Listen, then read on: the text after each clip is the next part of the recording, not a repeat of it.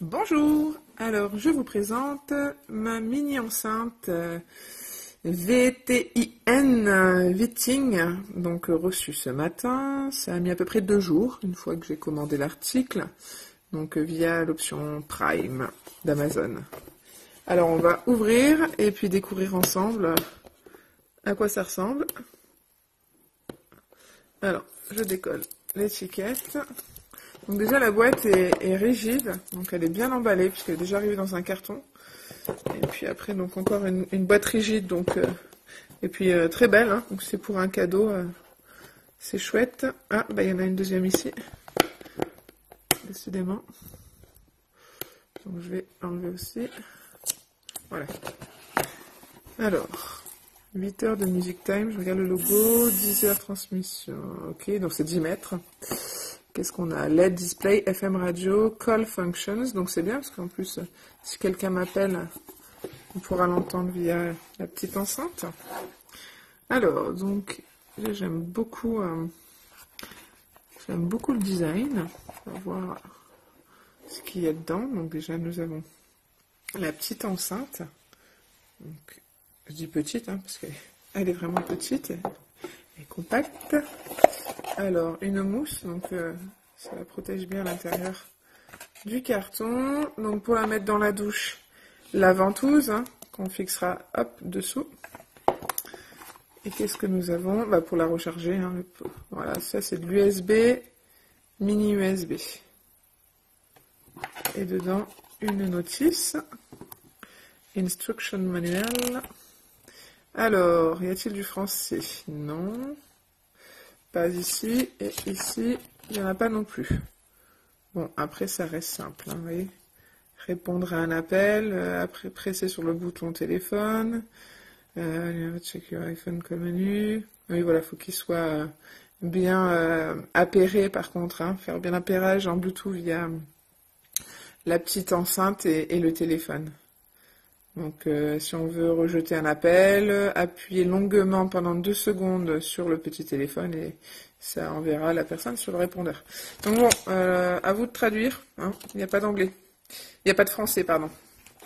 Ensuite, voyons à quoi elle ressemble de plus près. Alors, je ne sais pas si elle est chargée. On va essayer, on va voir. Alors, là, il y a micro USB. Donc là, c'est pour charger. Ok, quels sont les autres boutons? Je fais le tour. Il n'y en a pas d'autres. Donc tout est là. Si... Ah ben là, de toute manière. Ouais, et alors les boutons, c'est agréable parce que c'est une genre, je sais pas si vous voyez, c'est assez mou. Donc c'est au niveau du tactile, c'est pas mal. Les boutons sont bien lisibles, hein. On les voit bien, pas de problème de ce côté-là. Donc si j'appuie, on va voir si elle démarre. Power on. Pairing. Ok, donc là, pairing, donc elle dit qu'en fait, elle vient d'activer le Bluetooth. Bah, vous voyez la petite LED qui s'allume, qui clignote.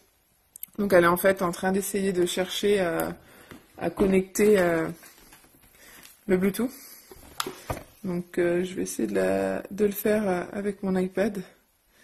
Et puis on va voir si ça va marcher.